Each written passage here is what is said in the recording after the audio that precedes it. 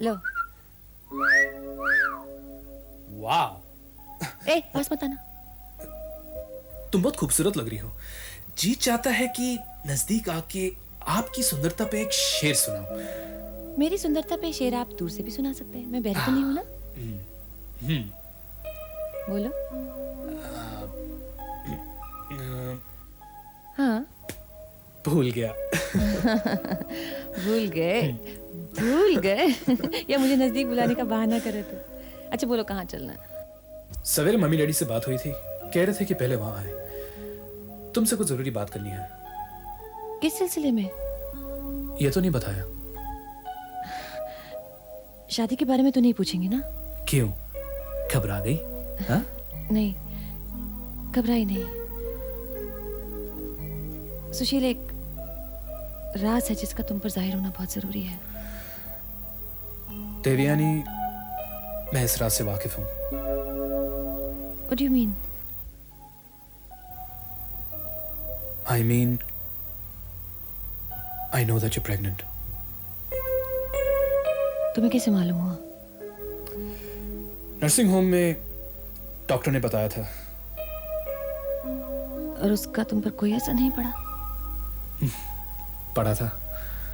क्या? I loved you even more for it. कैसे आदमी हो तुम सुशील?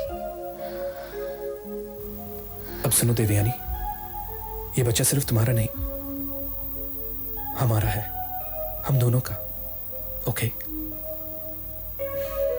थैंक यू वेरी मच सुशील।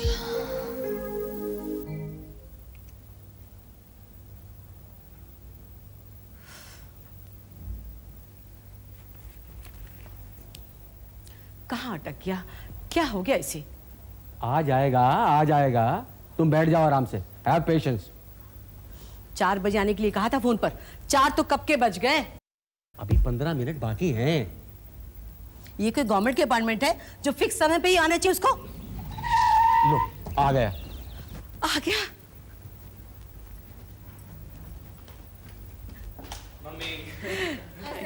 खुश रहो बेटी, खुश रहो, सदा सुखी रहो बेटे। Hello, son. Hi, son. Fit? Fit as a fiddle, daddy. Ah, that's the spirit. I like it. Come, come, come. Oh. आ बेटी। So you are back home? Yes, daddy. That's कैसी हो देवयानी? ठीक हो आंटी? बहुत अच्छा किया बेटी, तुम आ गई। तुम ही से समझा सकती हो। बहू के बिना हमारा घर बहुत सूना सूना लगता है। जब भी उसे शादी की बात करो, किसी न किसी बहाने टाल देता है, कारण भी नहीं बताता। पिछली दफे तो ये भाग ही गया था। You know, he just ran away without even telling us. इसीलिए तुम्हारी शादी भी हम नहीं आ सके थे बेटा। और घर की तो एक बात, ये तो देश ही छोड़ गया था। तुम्हारा बचपन का साथी है ये, तुम्हारी बहुत इज्जत करता है। हाँ बेटी, ये तुम्हारा कहना नहीं टाल सकता। बेटी, इसके कान अच्छी तरह से ऐठो और इसे कहो बहू घर में लेकर आए। जी जरूर।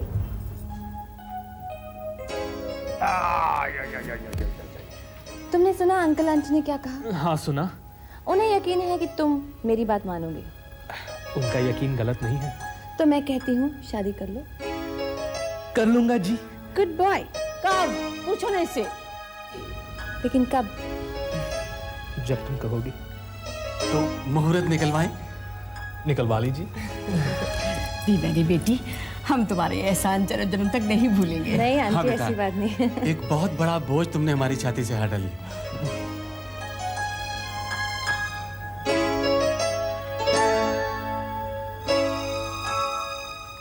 मतलब देवयानी सुशील से शादी करना चाहती है? जी हाँ, लेकिन उसे लग रहा है कि ये बात वो आपके सामने कैसे कहेगी। नेचुरली मैं उसका बड़ा भाई हूँ और इत्तेफाक से इस घर का भी बड़ा हूँ। उसे मेरे पास थ्रू प्रॉपर चैनल आना पड़ेगा। इसीलिए तो उसने ये बात मुझसे कही है। अब आप कोई ऐसा रास्ता निकालिए कि बगैर कुछ कहे सुने उसे आपकी रजामंदी भी मिल जाए। हाँ, तो फिर तुम ऐसा करो। हेलो भाभी। हाय देवयानी। कब सुशील, कब? हाय। भैया। कैसी हो देवयानी? ठीक हो? गुड। देवयानी, तुम्हारे वापस आने की खुशी में हम दोनों तुम्हें एक बहुत अच्छा सा प्रेजेंट देने वाले हैं। प्रेजेंट? हाँ, प्रेजेंट। जो बात तुम मुझसे कहना चाहती थी वो बात मुझ तक पहुंच चुकी है और हम सबको मंजूर है। बहुत बहुत मुबारक हो। थैंक यू भैया। बहुत बहुत मुबारक। आपको भी मुबारक हो। Thank you. अब तुम ऐसा करो, अपने माँ बाप से परमिशन ले लो। उनकी तो बस हाई समझिए। अरे फिर भी ठीक है जी। और मेहरा साहब से आज्ञा मैं ले लूंगा। देवयानी, तुम ऐसा करो, जाकर बरखा से मिलो, बहुत याद कर रही थी तुम्हें। हाँ भाभी, लेकिन नरेश कहाँ है? तुम्हारे फोन आने के बाद मैंने नरेश को फोन किया था, वो मिला नहीं। तुम उसकी फिक्र मत करो, उसको जब पता लगेगा वो खुश हो जाएगा। समझ क्या रखा है इन लोगों ने मुझे? इतनी बड़ी प्रॉपर्टी है, इतना बड़ा बिजनेस है, बराबर का पार्टनर में उसमें डैमेज बराबर का। फिर भी आज भिखारी हो गया हूं मैं, भिखारी। साला 50 लाख का इंतजाम नहीं हो रहा मुझसे, ऊपर से लाल में आके पिंकी को बेरर चेक दे दिया। बैलेंस नहीं था, वो चेक भी डिसऑनर हो गया, अब वो चेक भी वापस नहीं कर रही है। That's too bad. इससे आपको जेल हो सकती है। इसलिए तो आया हूं मैं तुम्हारे पास, ताकि तुम कोई रास्ता ढूंढ सको। Can't you find some way out? Good or bad, right or wrong, I don't care. Mister Naresh, दुनिया में ऐसी कोई प्रॉब्लम नहीं जिसका समाधान ना हो। तुम्हारा मतलब है रास्ता है? बिल्कुल है। तो जल्दी बताओ क्या। मिस्टर कैलाश नाथ मल्होत्रा की पहली विल। पहली विल?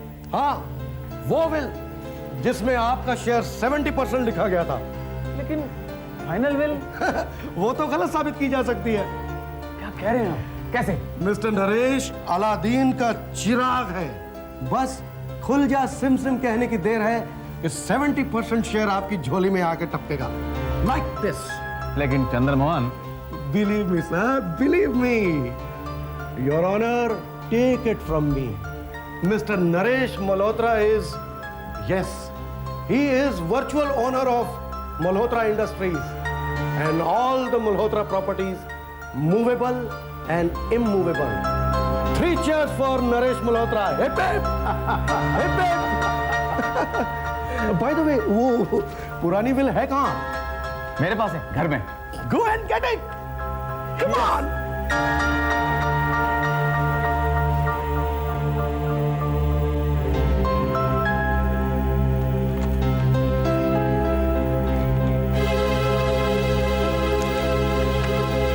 नरेश,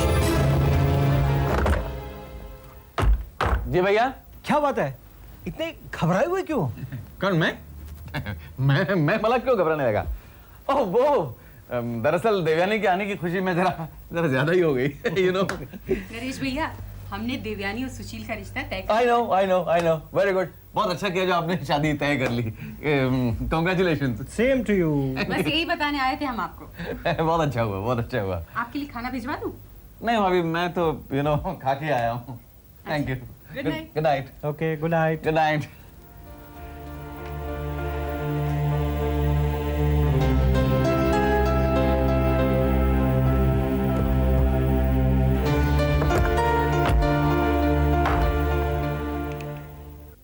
मेहरा साहब, दिव्यानी हमारी घर की बेटी जरूर है, मेरी बहन जरूर है, लेकिन आज भी वो आपकी बहू है। उस पर हमसे ज्यादा आपका हक है।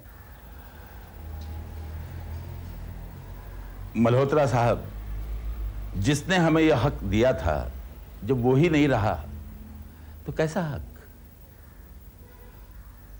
हमने अगर अपना बेटा खोया तो उसने भी जवानी में सुहाग। घाव तो दोनों तरफ लगा हुआ था। हमारा घाव तो खैर भर नहीं सकता, अगर उसका भर सकता है तो वो खुशनसीब है। हम तो बड़े प्यार से उसकी खुशी बांटेंगे। मेहरा साहब, आप इस शादी पर आएंगे ना?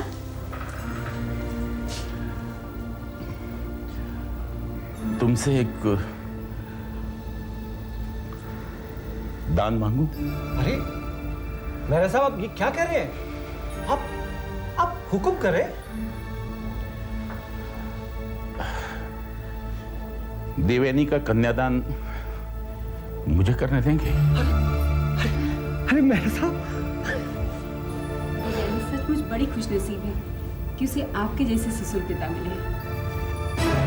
देवयानी विधवा है और एक विधवा इस घर की बहू नहीं बन सकती। सुन लिया तुमने? विधवा इस घर की बहू नहीं बन सकती। मैंने तुम्हारी शादी जज साहब की बेटी से तय कर दी है और डेट भी फाइनल कर दी है। पापा, आप जानते हैं मैं आपको नाराज नहीं करना चाहता। तो फिर हमारी बात क्यों नहीं मान लेता बेटा? मैंने ना नहीं की है माँ। माँ बाप के सामने ऐसी गुस्ताखी करने वाला आपका ये बेटा ऐसा नहीं है। बड़ों को दुख देकर औलाद कभी सुखी नहीं होती, ये मैं जानता हूं। पापा, हमें आप दोनों का आशीर्वाद चाहिए, श्राप नहीं। आशीर्वाद चाहिए तो रजनी से शादी करो। आपका हुक्म सर आंखों पर। लेकिन लेकिन क्या? आप एक विधवा को ठुकराएंगे, दूसरी को खुद बनाएंगे। नहीं मेरे बच्चे, नहीं ऐसे मत बोल। तू ही तो एक आशा हमारे जीवन की। मैं सारी जिंदगी शादी टालता रहा, क्यों? घर छोड़ा, देश छोड़ा, क्यों? जमाने भर की खाक छानता रहा, क्यों? मामा, पापा, देवयानी मेरी जिंदगी है, मैं उसके बगैर नहीं जी सकता। पापा, स्त्री क्या अपनी मर्जी से विधवा होती है? जवानी में बेवा हो जाए तो उस पर दया नहीं चाहिए या क्रोध? आजादी के जंग में हजारों लाखों नौजवान कुर्बान हो जाते हैं। देश की रक्षा करने वाले बहादुर नौजवान देश पर शहीद हो जाते हैं। उनकी बेचारी पत्नियां विधवाएं हो जाती हैं, तो क्या उन्हें ठोकर मार देना चाहिए? हाँ? विधवाओं का क्या दोष है पापा? क्या दोष है उनका? क्यों उनकी आहुति देना चाहते हैं आप? हाँ, समाज है ना? अरे गोली मार दीजिए समाज को, गोली मार दीजिए उन्हें। ये शराफत का उधार है आप पर, इंसानियत का कर्ज है पापा। पापा, पापा, मैं जानता हूं आप बहुत अच्छे इंसान हैं, आप बहुत अच्छे बाप हैं, कभी किसी का उधार नहीं रखते। तो फिर उतार दीजिए इस उधार का पत्थर अपने सीने से, देवयानी को अपना लीजिए पापा। मैं आपके पैर पड़ता हूं पापा, प्लीज डाल दीजिए खुशी अपनी बेटे की झोली में, प्लीज प्लीज पापा, प्लीज। ठीक।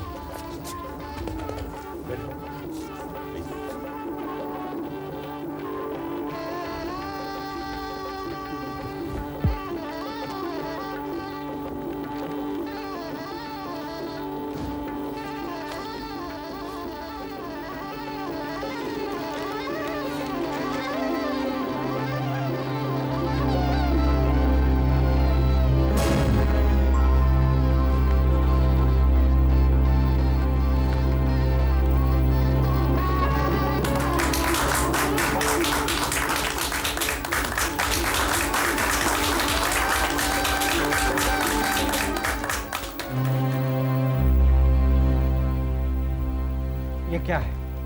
मैं पूछता हूँ ये क्या है?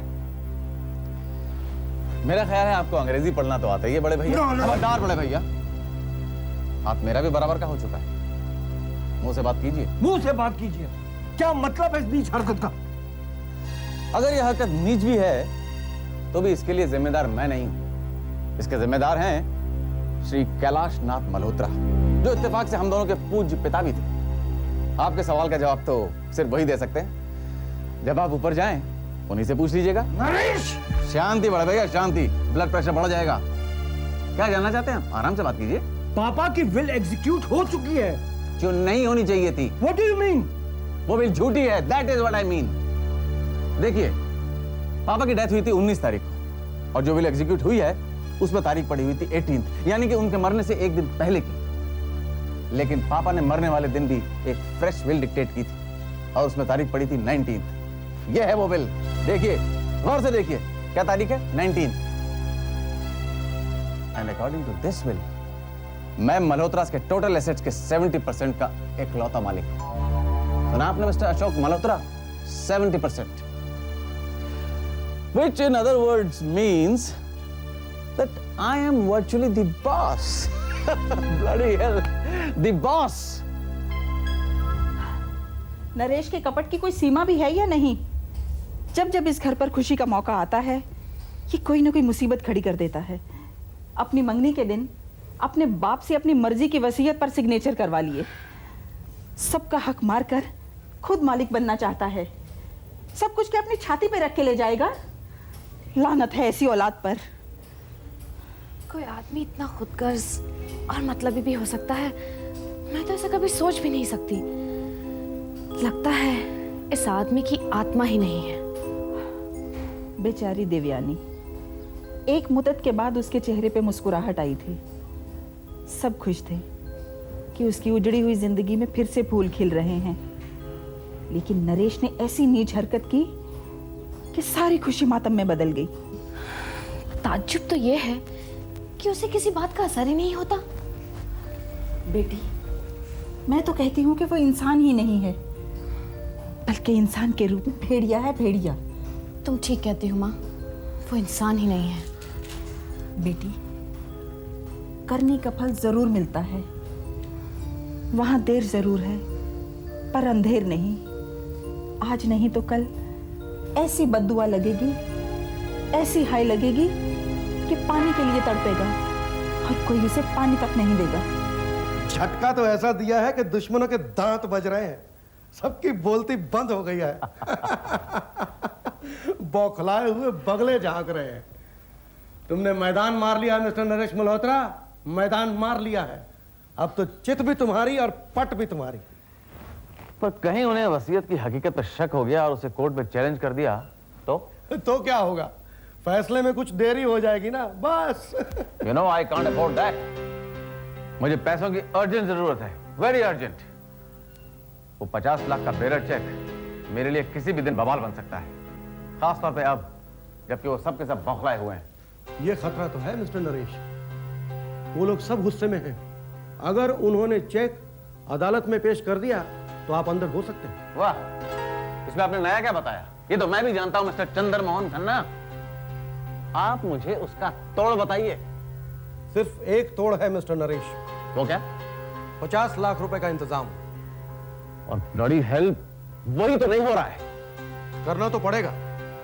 As the saying goes, beg, borrow और स्टील।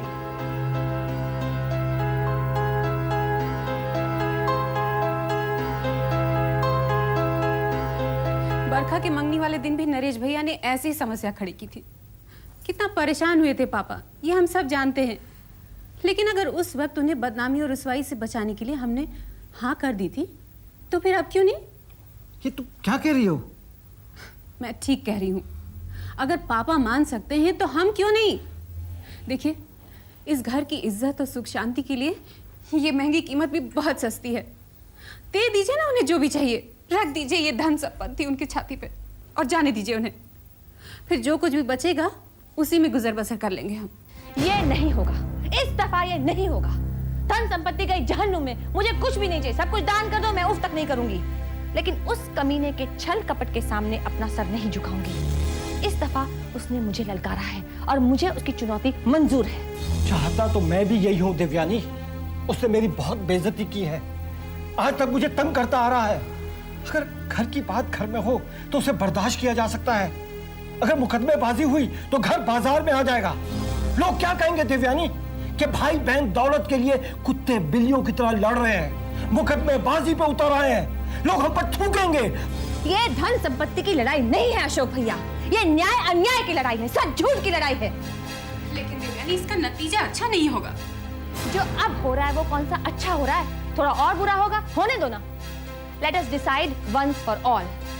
मैं इज्जत का बेइज्जती से सौदा नहीं होने दूंगी। नहीं झुकेगा ये सर उसके झूठ और फरेब के सामने। मर गया क्या हमारा हौसला, हमारा अभिमान, जो हम कायरों की तरह उसके जुल्म सहते रहे? क्यों? मैं पूछती हूँ क्यों?